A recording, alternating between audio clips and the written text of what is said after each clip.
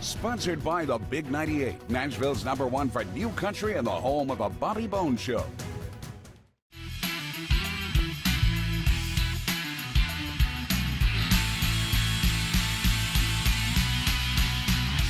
I really came away learning things that I did not know before. You guys did a great job with the pictures and with the audio and everything. How did you accumulate all this?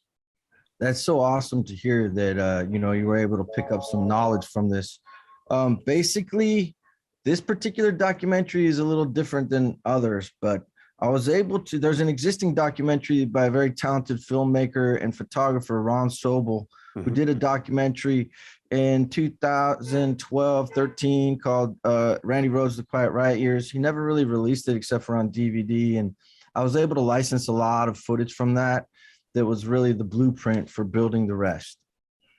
Wow. And once again, too, Tracii, I don't know how much, of voiceover and narration work you've done, but you sounded great on this and bringing that authentic feel to kind of give us the transitionals between Randy's early days, the Quiet Riot years, and then obviously his final time with Ozzy.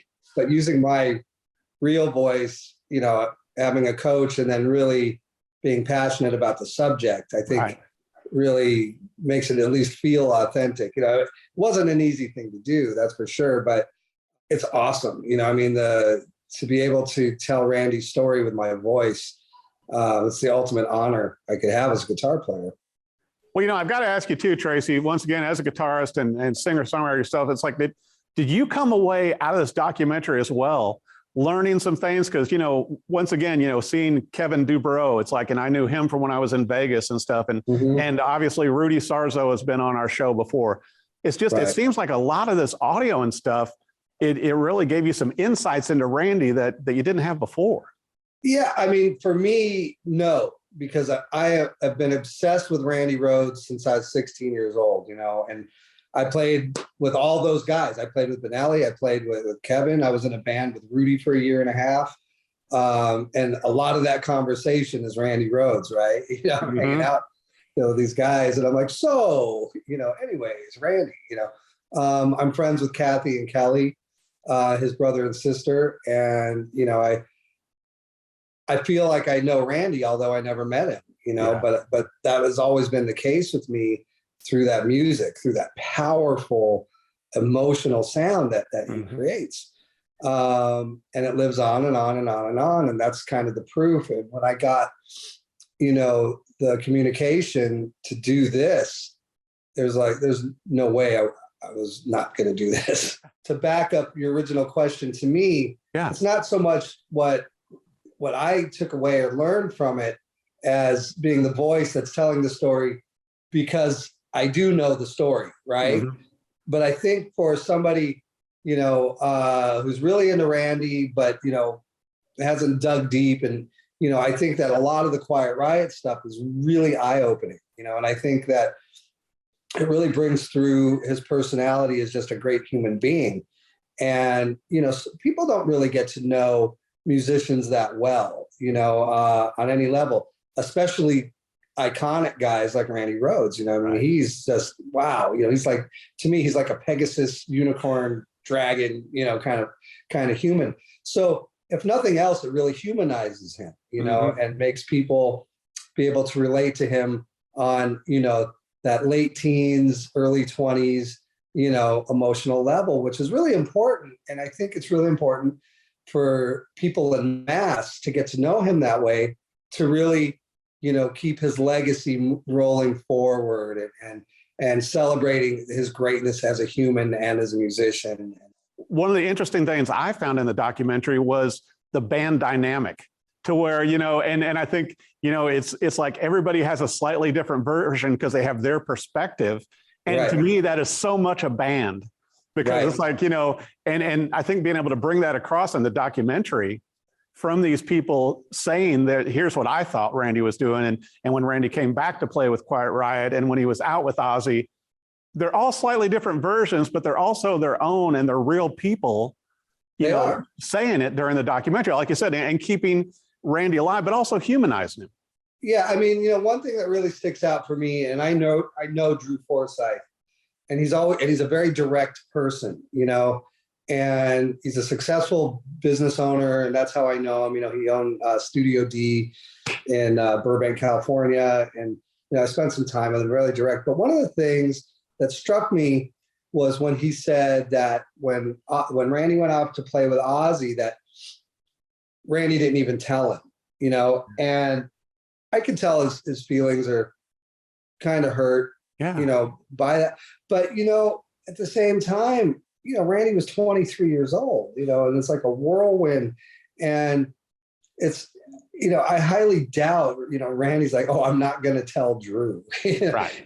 So there are little things like that, that kind of scratched me in a weird way, especially knowing these guys. But I'm really grateful that Drew does tell his side, his perspective, right, his thing, because, as a lead guitar player that creates bands, I know what it's like, and dealing with multiple emotional musicians, look, we're all completely insecure, insane human beings. We're musicians, right? Right. And it's very difficult to be the dad in a band. And Randy really was the dad of the band. He created Quiet Riot. And I think that for Randy, although maybe ultimately the Ozzy gig wasn't his cup of tea at first, right? So for him, I think it was a whirlwind. I think that beyond anything else, there was so much mystery in front of him, right? He gets this gig, tells Kevin, I got this gig. I have no idea what's going to happen. Mm-hmm. So any of us, when we're in a confused state like that, we got to take care of number one. Yeah. And I'll defend Randy to the end on this. You know what I mean? He gave his life for rock and roll, man. Yeah. You know what I mean? So Yeah. it's like he did what he had to do. Yeah. But you asked the question about or you mentioned the fact that you were able to learn a lot from this. Yes. And what new information do we have? One of the things that attracted me to direct this is I've always considered Randy Rhoads this enigma, who's like this immortal guitarist that will forever live in the heavy metal rock history. But I didn't know a lot about him. He was like this mysterious character. And I think a lot of people feel that way. So unless you're a diehard Randy Rhoads fan and studied up, I don't think a lot of people know his story. And that's what I really wanted to tell. There's so many interesting pieces to it, from the way he was brought up to Quiet Riot and the struggles, being a music teacher, Ozzy, what happened with his passing, a lot of stuff out there. Well, and also I think, Andre, you brought a unique angle to it, which being a musician yourself, and obviously with Tracii, playing and knowing these people can go to the source. Most of us, being, musicians in other parts of the country, we don't get to hang out, although I did ask a few questions of Rudy Sarzo one time, but I mean, we don't get to have those one-on-one conversations. And so when I was watching the documentary and I was listening to the audio, and I would hear, the late Kevin Dubrows, interviews, and I would hear Randy's audio from an interview, it kind of gave me goosebumps. It gives me goosebumps still, because I mean, you're hearing the voice of Randy Rhoads that passed away back in 1982. Yeah. And I mean, and you're hearing it in his own words. Yeah. And it's really the same effect. Like when you hear Hendrix speak, it's like, whoa, it's so, beyond the realm of reality when you're a music fan, when you're a fan of the music and you're a fan of the bigger than life character. Right. And then you just hear them casually talking. And it's really hard to accept. So that's why the documentary, beyond these kind of cliff notes of his life, it's like to really hear his voice and to get a feeling, that human connection to him, which to me is the most important thing. And it's there. It's really one of the things you should know too, in making this documentary, I didn't set out knowing that there was that much interview of Randy so that he could actually tell his story. I had not expected that when I got into this. I thought that we were going to have to tell more of it through a narrator or through more footage. And then I started finding these pieces, and it was like a puzzle. It just suddenly came together where I'm like, oh my God, there's so much material with Randy talking, that there's so much he can tell about himself and his story, that I found that very unique. Well, you know, and just like, you know, not to give too much away, because obviously I want people to watch this documentary, you know, which is available on video demand. And it's going to be, you know, it's just, I think it's one of the documentaries, if you're a music fan, and especially a Randy Rhoads fan, you need to watch this. But I love the end of it, to where it brought up even, you know, that he finally got into the Rock and Roll Hall of Fame in 2021. And then so many of his friends and fellow musicians were talking about how Randy was the light. And like when he was with Quiet Riot, you know, for all those years, and then with Ozzy, and like everybody was drawn to him.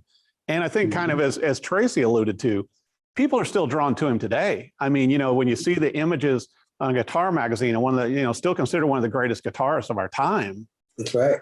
But to hear those people say it, that lived and worked and were on a bus with him, you know, that he was that light and everybody was drawn to him. That's a heck of a statement for a little guy that's wielding, you know, a Les Paul or a polka dot guitar. Yeah, I mean, but think about how powerful the statement is, whether people respect the Rock and Roll Hall of Fame or not. He was a hired sideman. Right. He was a hired sideman that got his own induction into the Rock and Roll Hall of Fame. How many other guitar players can say that? None. No. That's how unique he is. He's unique all the way, you know every step of the way. There's some things that just came together. Like, it just seemed like it was fate. Like you were talking about the Rock and Roll Hall of Fame. It's really hard, traditionally speaking, if you're a filmmaker, to get footage from the Rock and Roll Hall of Fame. They don't traditionally just give you footage.